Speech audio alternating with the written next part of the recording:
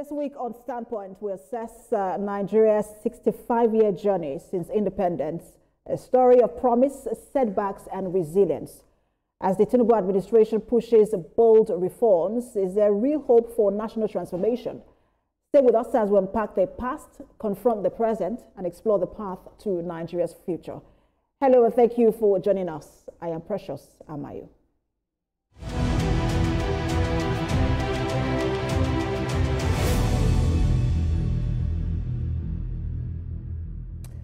Now, 65 years after gaining independence, Nigeria stands at a critical crossroads, rich in potential, but still grappling with the weight of its complex past.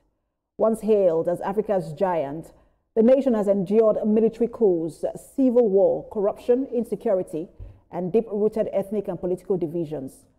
While progress has been made across sectors, the journey of nationhood has been uneven, marked by broken promises, flawed federalism, and missed opportunities. Many citizens feel let down by leaders who failed to transform Nigeria's vast natural and human resources into tangible development.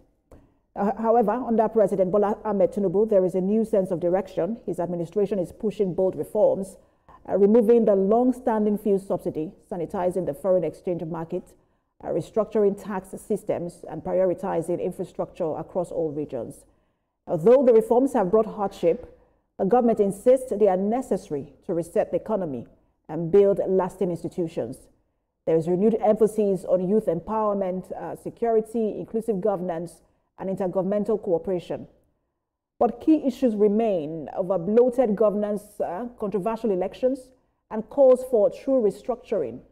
The question is, where will Nigeria be in another 65 years? A global power, a secure, self-sufficient, united federal democracy? Only through planning, commitment, and effective execution can Nigeria realize the dream of its founding fathers.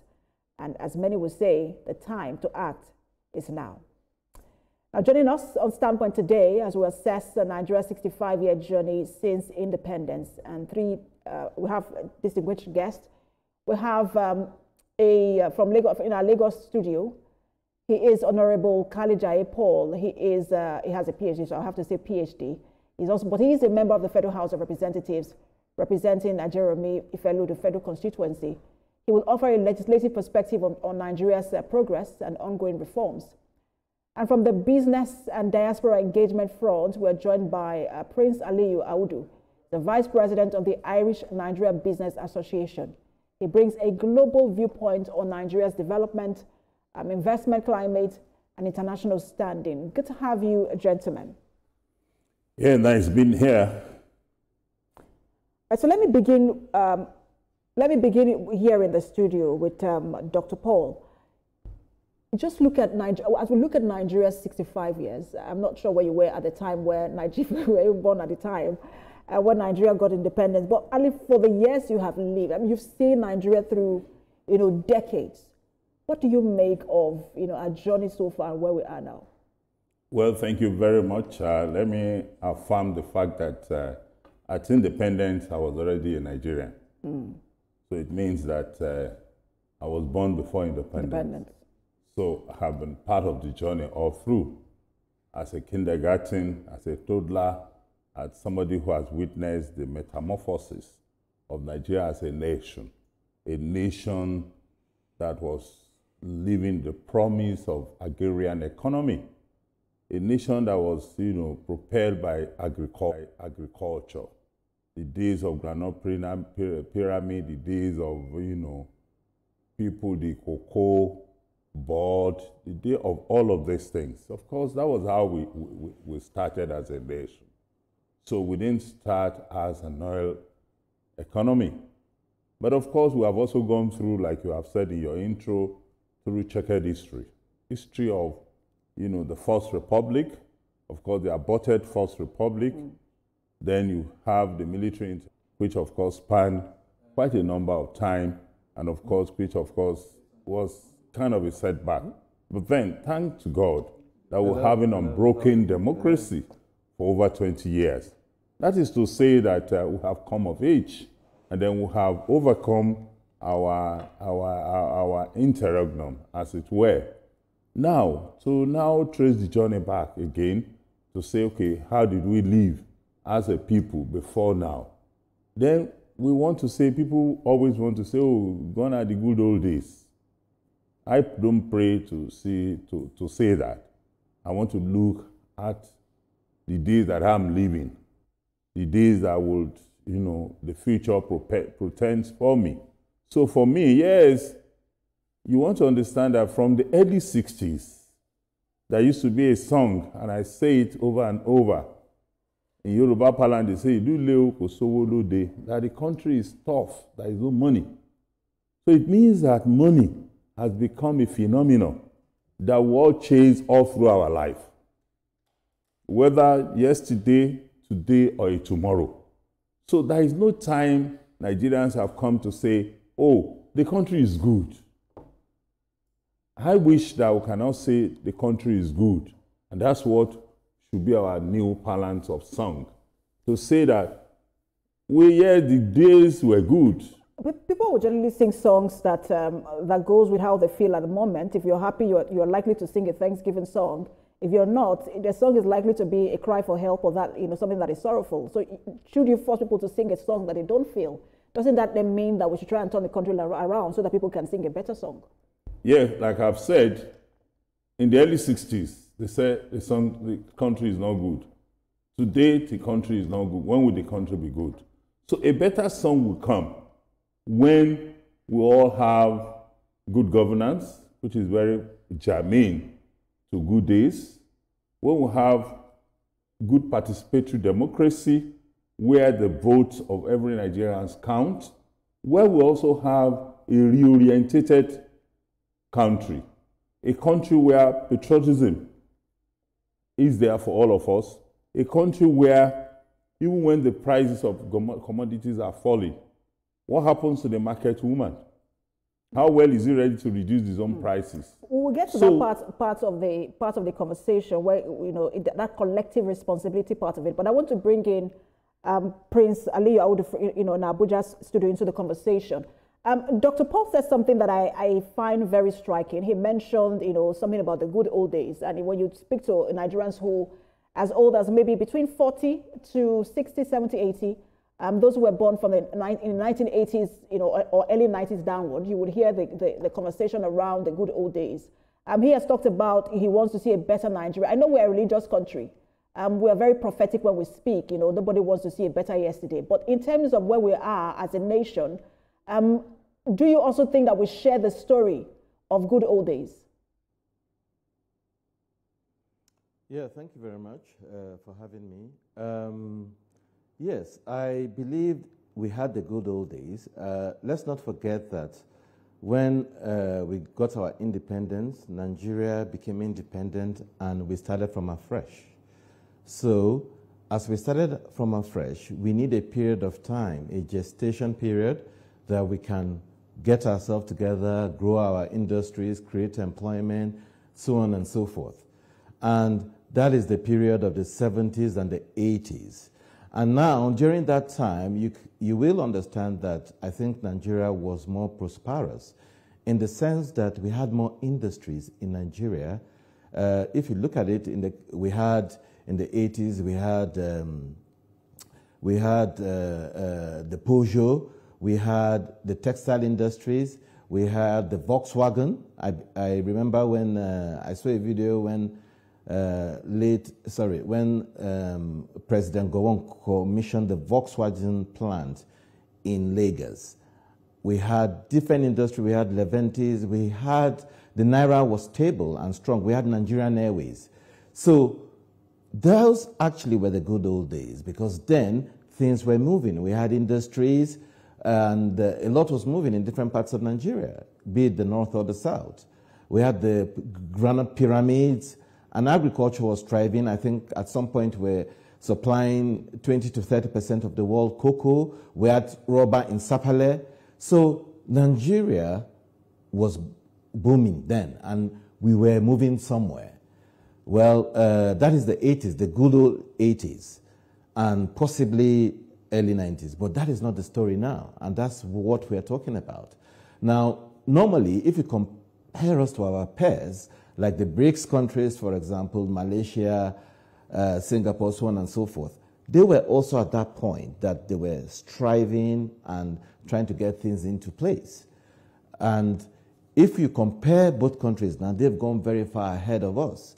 So I don't think it's, the 80s was a good time, but we should have progressed in terms of growing. But the growth has stopped. The industries that we used to have, instead of having more industries, we have lost those industries. Instead of having more production in terms of agricultural production, we have lost that. Currently, we are a consuming country with a food import bill of over $10 to $15 billion a year. We import sugar, we import meat, we import milk, so on and so forth. So that's not the state we want to be in. We want to be in a better state. So yes, the 80s was good, and we should be progressing like our peers in other countries have progressed. But that is not what we're seeing now. And that's why I think people are measuring us against these indices. We shouldn't be lying to ourselves. And that is where we should be. That is our stop line. We need to progress. We need to keep moving. We need to develop industries. We should have more industries, create more employment, and develop the different facets of the economy. That's not what we are saying, and that's why a lot of people are concerned. And this is not just a thing of one government. It's been a progressive thing since series of governments. So we need to get our acts together, no doubt. Obviously, the current administration government is because you mentioned the you cannot Prince Audu, put just all a the minute. weight on just one government. Because you mentioned the current government, I just want to sort of go back to the speech made by, or the broadcast by President Bola Tinubu, where he said, at the beginning of that broadcast, that we have not strayed too far from the ideals of, he used the word forebearers, again, which would be founding fathers. And just juxtaposing that with what you just said in terms of having lost all of the industries that we used to have, whether in the textile, the agricultural industry. Do you agree with the statement made by the president that we have not strayed too far from the ideals of our forebearers? Yes, of course, we haven't. We haven't because, we are still dependent on oil. We haven't reached where we're supposed to be. Agriculture, we have enough agricultural land, according to African Development Bank, to be able to feed the whole of Africa and even export. But that's not what we're saying. We are a net importer of food. We import food, sugar, and so on and so forth. So the dream of the founding fathers that fought for Nigeria, this is not where we're expected to be. He's very correct. And it's not something of one government. It's a series of government over a period of 65 years. The burden cannot be put on one government, so we can't blame President Tinubu for what we're seeing now. He's trying his best. He removed subsidy. This should have been removed a very long time ago. We don't even have functioning refineries. I mean, we now have Dangote refinery, which is making, reducing the pressure on the dollar and making fuel available. The long queues and so on and so forth have gone. So my point is, we are still not there. We need to get there. This is not where we're supposed to be. We are supposed to go further than this. And we are not the manufacturing countries. We import cars. What happened to Peugeot? Innocent Motors, we don't support, we are not giving it the amount of support in terms of policy that we should. Like back in the 80s, we gave, there were policies that government official cars had to be made, Peugeot, which was made in Nigeria, thereby creating jobs. We're not saying that now. Majority of our official cars are Toyota. What this is doing is that you're taking your money, you're working very hard for your money, and taking it and giving it to another country, Japan, that makes Toyota, and creating jobs for their people. We have to look into our policies. They are not friendly to our own country, and we are not growing. So these are the things we need to look at if we need to get to where we want to get to. If we want to get to where our founding fathers want us to get to. So we need to rethink the economy in a lot of ways. All right, so before we get to all of that conversation, I understand that we're joined now by a senior advocate of Nigeria and respected constitutional lawyer, Chino Biagu. He joins us via Zoom. Good to have you join us. Yes, good afternoon, and thank you for having me. All right, so let me bring you into the conversation and also just get your perspective as to where we are. We were just talking about the statement made by the president that we have not strayed too far from the lofty dreams of our forebears, that if you share that sentiment as well, and just your thought on where we are as a nation. Well, I think we have, over the years, the last 65 years, strayed too far away from the ideals of the forefathers. Not just of the forefathers, but of Nigerians who were here in 1960. The enthusiasm of political independence was that there also going to be an economic dependence. But we are, miles away from that. We have actually strayed away from that. And there are so many reasons why that happened. No thanks to the long military rule that entrenched corruption. The basics is corruption. When people take away the wealth of the nation to their private pockets and nothing happens. When people commit crimes, economic crimes, financial crimes, political corruption, rig elections, manipulate the system, and they are not punished. So not just the political recklessness of corruption, but also the judicial recklessness of not bringing people to justice. So the country drifts into anarchy, into lawlessness, into violence. Because, that was not the dream of the founding fathers. That was not the dream of Nigerians in 1960. The dream of Nigeria is that Nigeria is going to be an El Dorado with oil, with granules, with palm oil, with cocoa. So where have all those continents gone? Where are the granule pyramids? Where are the cocoa farms? Where are the palm oil plantations? These are the questions Nigerians should ask. And it is not just one government. It is also a series of governments. It's a history. Our political class should answer the question, because they have failed Nigerians. And you can't develop economy if you don't have energy. Whereas electricity, 65 years, we're only producing less than 10,000 megawatts for 250 million people. It doesn't gel. So I think we have really not kept faith with the dreams of our forefathers. And I thank you that you are interrogating that this afternoon. And what would you say have tested us the most as a nation? The president did talk about how our independence has been tested. Some people have talked about you mentioned corruption, you also mentioned the coup. Some people say, look, the coup of 1966 is the one that really tested us. Others say it is the civil war. I just want to get your opinion on how, what really tested us the most as a nation that got us to where we are today. Well, if you look at Nigerian political history, it was the military intervention in governance, because that created ethnic politics. That created tribalism, that created, in 1960, 1963, people from Eastern Nigeria were winning elections in the Western Nigeria. People from Western Nigeria were winning elections in the Northern Nigeria, in the Middle Belt. So military incursion in politics in 1966 created, ethnic politics. And ethnic politics came with enclavages. And once you have political enclavages, people started to grab. There's then what we call national cake. So everybody wants to go and grab national cake. And that was the beginning of the problem. So once people get into political office, they're there to take the part of their national cake, because it becomes, subnational interests became superior over national interests. So Nigeria as an identity was no longer as strong emotions for people of Nigeria. You only feel Nigerianness when we're playing football or when you're outside Nigeria. Otherwise, people identify themselves as their tribe first before the country. And that's why I commend President Tinubu for bringing back the national anthem, the old national anthem, because if you listen to that old national anthem, it's really restated Nigerianness as an identity. So any people that loses their identity, that's the beginning of the problem. So that when people steal public funds, we call it corruption. We don't really call it stealing. We don't really look at them as they stole. In traditional African society, when people steal, they are banished.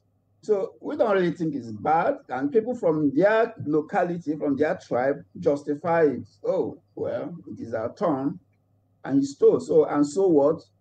So if you check the money that has been lost in this country in the last 65 years through corruption, it runs into trillions and trillions of naira. That can build us railway, that can build us good schools, that can bring water, pure water. I mean, clean water to every neighborhood. That would have helped us to generate at least 60,000 kilowatts of electricity, which is what is needed to power the entire Nigeria and give our industries energy. So when these are not happening, what do you get?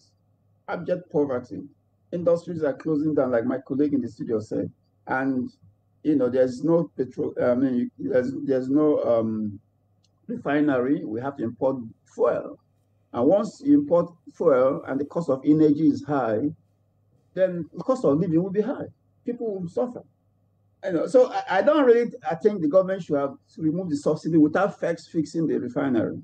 Dangote refinery is not a solution to the problem because it is a profit-making entity. Government refineries should be able to lower the prices and so on. Mr. Biago, permit me to just put you on hold. So I want to bring in Dr. Paul back into the conversation. He's with me here in the studio. I want to ask, because when Mr. Biago was speaking, he talked about the issues around ethnicity. He was speaking to what has tested us the most, and he has talked about corruption, the coup, and then the civil war. But I wanted to ask about, especially about ethnicity, because I was reminiscing with someone, I think whether it was October 1st yesterday, and we're talking about how I personally growing up grew up with a lot of tribes. And, it was after I'd grown up, I realized that, oh, this person was Igbo, this person was, Calabar, this person was Isoko Urobo. Because it didn't occur to me as a child that this is who they were. We're just all friends and neighbors. And my parents could leave me with them if there was any need to. But now, people, even in marriage, people complain about, no, I want to just marry from my tribe. How did we miss the opportunity to manage our diversity? Well, like you have alluded to the fact that we all grew up as a united Nigerian, a people that knows no tribal sentiments. The Igbos, the Hausas, the Yorubas, we all live together.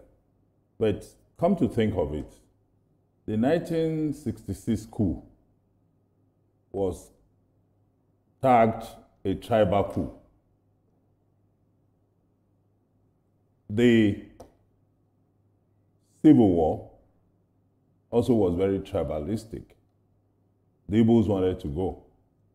The first coup was said to be the coup led by the Igbos. So come to think of it, to say that from those 2 points, we have started thinking like non-united Nigerians, because those two things have set us apart. The killing in the north by the Uzegu coup, of course the Civil War also prepared us as a people that do not believe in the unity of this country. So whether we believe in unity of this country or not, they are about our past. Shouldn't we put the past behind us? Can you put a past that you have not addressed behind you? Because people say we haven't addressed it. And I raise this point because right now, everyone on this panel, I realize all of a sudden, because it didn't occur to me at first that everyone was from a different part of this nation, the major tribes. Yeah. And it was when we were talking, I'm not sure it occurred to anybody now until I mentioned it, because that's not what we're thinking. We're talking about Nigeria. Yeah. But because we have not, people say because we have not addressed this issue, that's why when you're talking to someone, you're watching out for their accent to even just figure out where they are, where they are from. And so we have now put tribalism. Even my own generation is worse now, in terms of tribalism, ahead of us. Should we not address this issue to lay them to rest? Okay, what are the issues? The issues about, one, when did the Civil War came, and then when the Civil War was over, there was the idea to reconstruct what was destroyed in the East. Of course, how well have we reconstructed? We've not achieved so much. So it means that the issue was not addressed. Of course, subsequent, demography of our political history also portends some level of tribalism. Yeah, now someone was president. Oh, it should be the turn of a Yoruba man. Oh, now the Igbos are agitating. Why can't an Igbo man rule? So those issues will not go away. Whether we like it or not, it will continue to reoccur like a recurring decimal, because issues of dissatisfaction, issues of, imbalances, issues of, non-fairness is not an issue that a people can address wholesomely at a given point in time. But then the healing process must be continuous. We must continue to address how do we heal all the wounds. Then in healing the wounds, we must also systematically address those wounds that are healed, that are, exposed. So for me, except we put all of those ones behind us, and now look at ourselves and say, okay, the past is gone. What are we going to do for ourselves today? If your past was not good enough, can't your today be better? Can't your tomorrow not be better? So for me, as a patriotic Nigerian, I rather want us to leave those things that divide us. We must leave them behind us. Let us focus on things that will rather unite us, things that will make us think like Nigerians, things that will make us look like we are one. So except we start addressing those fundamentals. Are we supposed to pretend that these things do not exist? I want to bring in Prince Audu. I'll come back to you, Dr. Paul. I want to bring in Prince Audu to the conversation. I know you're hearing, you can hear Dr. Paul talking about moving ahead.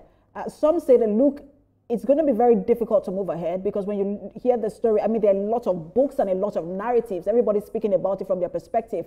Whether in the north, the west, the east, and the south, you just find that it's different perspective. You have to find a way to sift.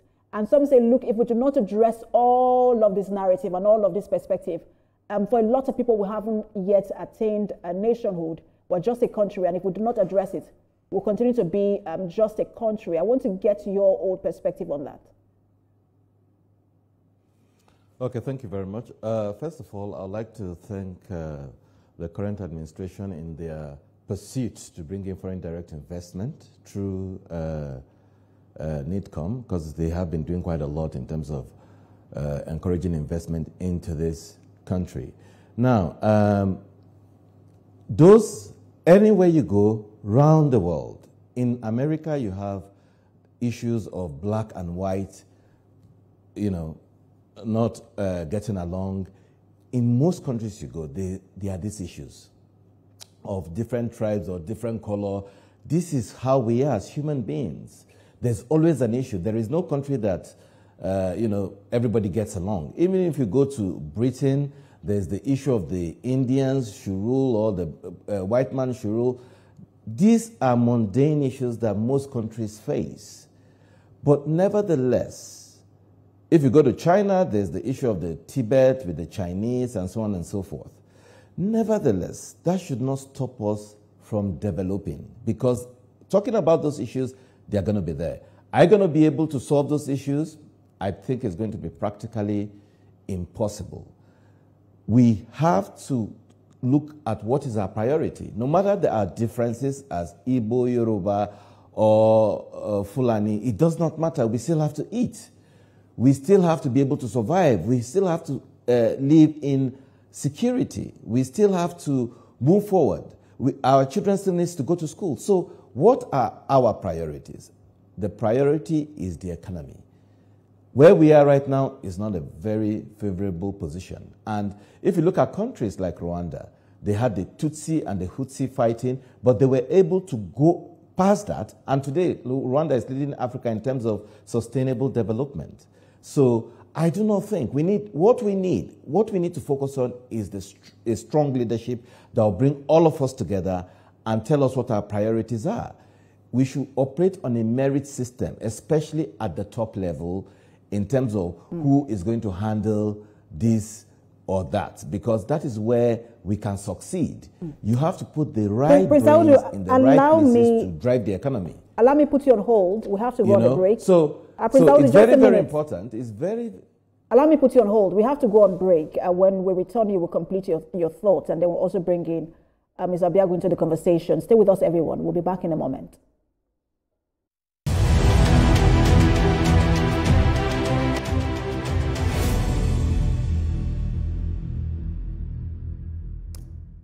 All right, thanks for staying with us, everyone. Thanks for staying with us, everyone. We've been speaking on Nigeria at 65, the journey to nationhood. Is it really a journey? Have we attained it?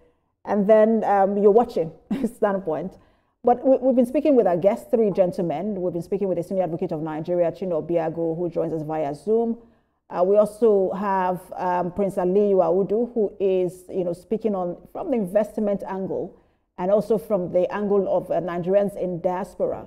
He's joins us from our Abuja studio. And here with me in the studio, we have a federal lawmaker representing Jeremy Federal Constituency. He is Dr. Khalid Paul. Thank you, gentlemen, for staying with us. Prince Aliyu, you were the one speaking before we went on that break. I just wanted to complete that thought. You were talking about the priorities now, and you mentioned that, look, every nation has its own challenge with whether ethnicity or race, and we should focus on the priorities. I wanted to finish that thought. And then just also speak on the issue of how to, again, manage this diversity, because whether we like it or not, it is there and it's something that we need to address. Absolutely. We need a strong leader to manage our diversity. But, and that's how far it goes. But that is not our priority. We have to focus on the priority of the economy, because no matter what, we have to be building good schools for our population. We have a lot of young people, homeless, doing almajiris. We have to build schools. We have to build social amenities. We have to build roads, infrastructural facilities. We have to create employment. We have to stop depending on foreign goods and services. Looking for the dollar, any small opportunity, want to buy dollar and go and import food. We have to stop that. We have countries like Senegal exporting sugar. So our priority is the economy, and we need a leader that is going to move us forward. We are not manufacturing. Look at China. Look at Singapore. Look at Dubai. How are these people able to move forward regardless of their ethnic diversity? So ethnic diversity can be the strongest point, can be our focus. Our focus is the common man. How is the common man faring? Does the common man have housing? Does the common man have a job? And without a job and without housing, the common man is going to commit crimes. There's going to be insecurity. So we have to get our priorities right, and that is what is most important in this country. We need, however we have to do, we have to forge along. Diversity in itself is strength, is not a weakness. So we need to educate people, our leaders need to educate the population. It is the responsibility of every House of Rep, senators, governors, local government chairman to go around their various constituents and educate them the importance of being together. We should not use, because of politics, we'll use religion to fight each other because we are trying to get one candidate to win. That happened in 1993 during Abiola's election. The whole country came down together and voted Abiola, North and South. There were northern candidates, but the northerners, along with the southerners, voted one candidate. So what does that tell you? We have the inherent strength to come together to move Nigeria forward. So we should look at our strength, which we have a lot of them. We have a huge population, over 250 million, and now all we have to do is to empower that population, make that population literate, like it's been done in other countries, and push them forward to drive the economy. That should be our focus. Prince Audu, I want to bring in, because of time, I want to quickly bring in Mr. Obiago into the conversation. I mean, when you look at the country today, Prince Aliyu speaks differently on the issues around merit.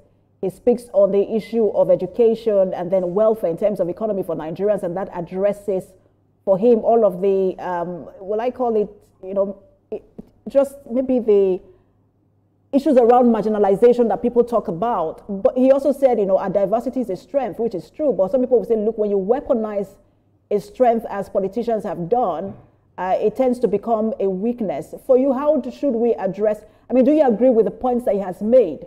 And how do we address again that issue of diversity? When you check social media today, it is a big issue. Every day, young people, and again, we have to call a spade a spade. Yorubas and Igbos are at their neck every day, each other's neck every day on social media. Every other smaller tribe caught in between. How should we, go forward in that area? Yes, thank you very much. I don't think economic growth, political stability, peace and security, these should be isolated and you focus on one and not the other. And, otherwise, if you are economically developed and there's insecurity, then you're underdeveloped. So all these are political inclusion, inclusiveness is part of development. And one of the areas, let me just be practical, one of the areas we need to look at is the issue of residency and inclusion. People live in some parts of the country for years, all their life, yet they don't identify with that place. Dr. Ali talked about the United States of America. If you live in a state and pay your tax there, that's where you're a citizen of. So once we continue to define who we are by indigenship, and you ask state of origin, and state of origin doesn't mean where it is right, where you pay your taxes, where you do your business. State of origin is where your grandfather comes from. Maybe you not even know that. So once you continue to emphasize on indigenship over residency and citizenship, we continue to have problems. Even if Nigeria GDP rises to 1 trillion and there is no sense of citizenship, there will continue to be problems. We'll continue to have political problems. Now, talking about merit, if people are given offices because of where they come from, which state are you from, where local government are you from, which place, then where do you get merit? It is no longer merit. The political offices are never based on merit in this country because everything is based on tribal affiliations. Where are you from? Where are you not from? So I think we need to address those political issues because they're very, very important. And that's Mr. Biaku, because you mentioned the issue of appointments, has the federal character, idea or principle served its purpose? No, it has not. In fact, the federal character, that was the purpose of federal character provision, so that one part of the country does not dominate the entire country. The federal character has only been applied in maybe admission into schools. If you go to federal schools, maybe admission to secondary school or JAMB. But in terms of political offices, it has not, because it is not reflective, it is not respected. The only thing they do is, each state will have a minister. But then what about the key offices? So when people, and that is the whole thing about politicians using tribes and religion. So when a section of the country is in office, you say, it's our turn. So you flood the place with people from your tribe. I think that creates identity crisis. And any society that loses its identity, loses its beingness. And a lot of young people, like you mentioned, simply identify themselves from where they come from. And that creates sectionalism. That creates problem for the economy, for the country and for development. And I think we should address that. The country should address that. The National Assembly should address that through constitutional amendment. People should be identified by where they reside. And they should give the benefit of where they reside, not where they come from, where their grandfathers come from. We have a federal lawmaker here. I'm going to bring him on that. Dr. Paul, very critical point. Issue of residency. I know that it's one of the issues that Senator Shobole, has talked about over and over again. Issue of residency over state of origin. People can run for election in a place where they were born. You have to go back to a place where nobody knows you and have to start proving that your great-grandfather has a house somewhere in one village to be able to run. Most times people are scared of even building homes, in states where they were born or even have lived for 10 or 5 years. They have to go back because one day somebody might wake up and say, you all have to leave. How do we address that? Is it something we address constitutionally or something we address, in terms of just enlightenment? And what is the National Assembly doing about that? Well, you want to understand that currently we're undergoing constitutional review. A committee headed by the Deputy Speaker, Right Honorable Benjamin Kalu, who heads that committee, and it's been on for quite some time. And some of the issues that are billed for constitutional amendment are some of those issues that you have raised. But let me explain to you. Issue of residency and state of origin. It will take a long time before you can address it. And why will it take a long time? Because some people can have double opportunity. Some people have single opportunity. For instance, if I come from Abia and I run election in Lagos, I also have an opportunity to go back to Abia and run election in Abia. So I have double opportunity. But if I'm a Lagosian, paradoxically, and I have only one single opportunity to run election in my state, where is my state of origin? I'm speaking in quotes now. So, but the person who comes from Nara Kamoda, for instance, also may choose to run in Lagos if he lives in Lagos, and may choose to go and run. Isn't that something that the Constitution can address? That once you have run in a particular state, you do not get a chance to run in another state. That's why I said it's not going to be something that is just worked out like arithmetically. It's something that must be well thought out. To say that if you have one opportunity somewhere, you cannot have a double opportunity. And if you have a single opportunity, you stay with your single. So those are some of the things that pose some challenges in terms of addressing the issue of residency and the issue of state of origin. But I'm not saying that it's a bad idea. Why not if not? It happened in civilized democracy. But in those civilized democracies where it happens, what happens in those civilized democracies? If you're a Nigerian and you have double citizenship, when it's time for you to play, for instance, a football match, your place of origin does not take priority over where you stay. So every of those laws have its own pros and cons. So we must think it out systematically. But so, Dr. Paul, can we not start from just even the forms? I mean, that we fill. Is that not something that National Assembly can do to say, look, if you're filling a form, maybe we should sort of eradicate that idea of state of origin and just leave it at state of residence so that some people do not get, just to create equity. Some people do not get more opportunities. The person who is there might realize that, oh, this is my brother from so and so village, let me help. And then the man who is actually qualified doesn't get the opportunity because the state of origin disqualifies him. So I'm not saying no.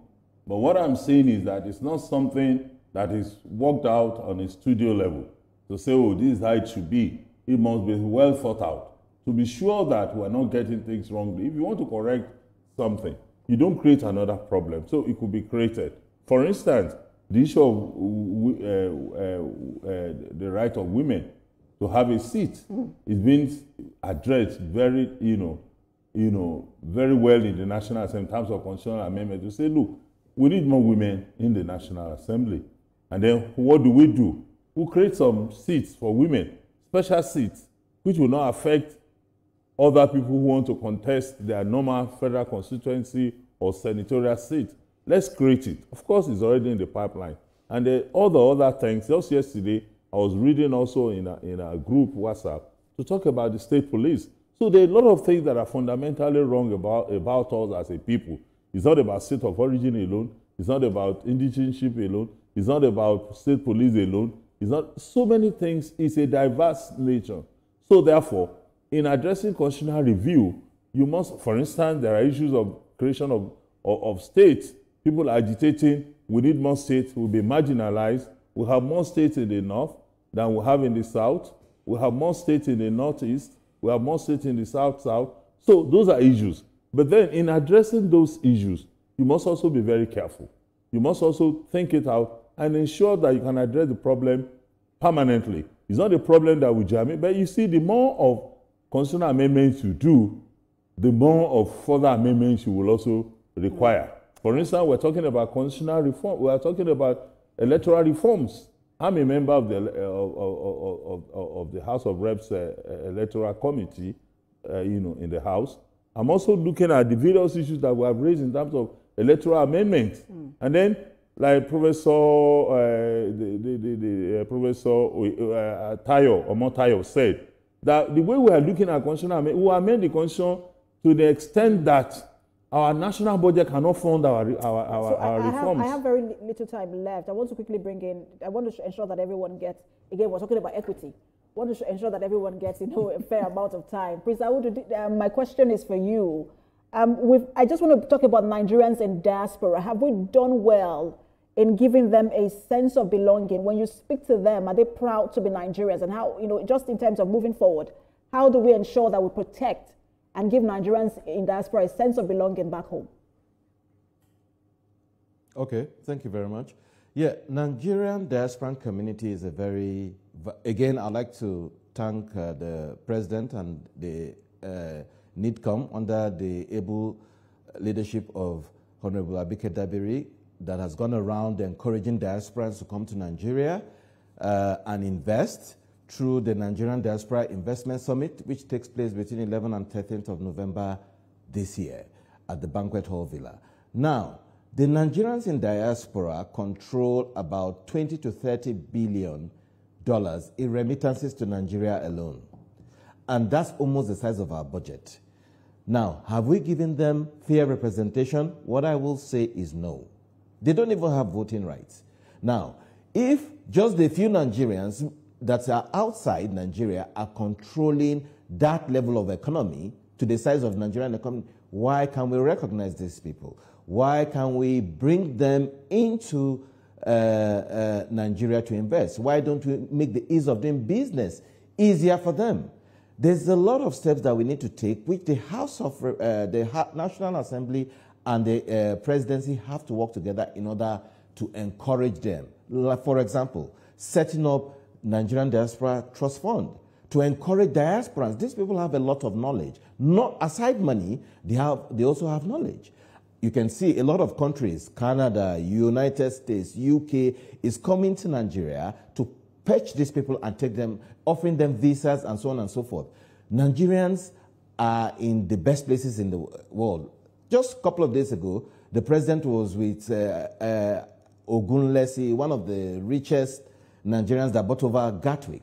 These are Nigerians doing things by themselves. So how can we afford, if we are talking about future development, sustainable development, how do we then ignore this very important aspect?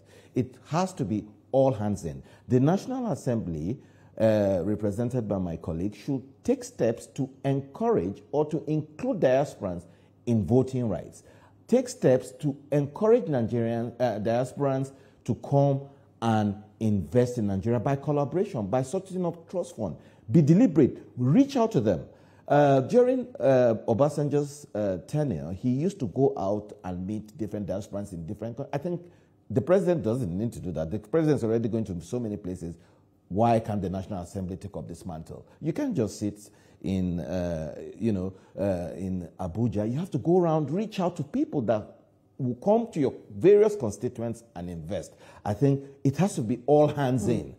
You know, enough of the talking. We are 65 years old. We are not a child. A man that is 65 years old will have maybe another 20, 30 years to start, to live. People can live longer. But so my point is, we need to start working. We need to start getting, all hands has to be on deck. All right. And we need to have our priorities right and move Nigeria forward, especially including the diasporans. They're a very, very important part of the economy that we need to involve. And I'm also appealing to the necessary government agency to try and bring and establish the Nigerian Diaspora Trust Fund that will encourage diasporans to come and invest rather than other countries taking away brain drain. There's a thing called Japan now. Everybody wants to run away. Let's not underestimate the brain capacity of Nigerians. Absolutely. Thank you very much. Let me bring in for his final point, Mr. Biago, into the conversation as we wind down. Mr. Biago, what would it take to create that sense of belonging for Nigerians in a way that we wear Nigeria as an identity and not our own ethnicity?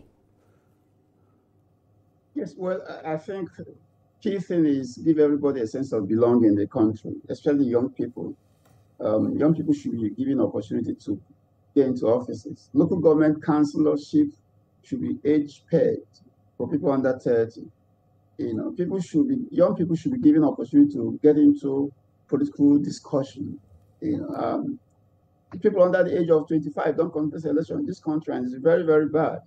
So I think that giving that space and sense of belonging, and people should be able to have inclusiveness where they stay.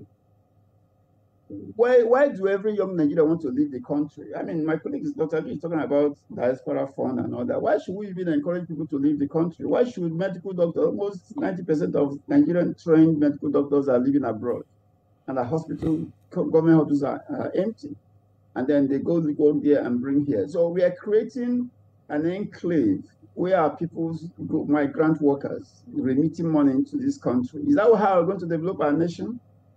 So, you know, encouraging economic migration is not the way to go. All right.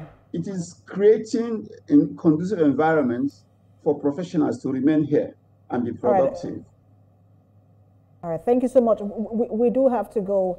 We understand that the president is speaking somewhere. We'll give you more updates on that in just a moment. Thank you so much, distinguished gentlemen, for being part of this program. Chino Biagu, a senior advocate of Nigeria and a prolific constitutional lawyer. We also had representing the investment circle and Nigerians in diaspora. We had Mr. Prince Aliyu Audu, and then we also had a federal lawmaker representing Jeremy fellow the federal constituency, Dr. Paul Kalijaye. Thank you, gentlemen, for joining us. Can I say one more thing? Thank you very much. Thank you for having me.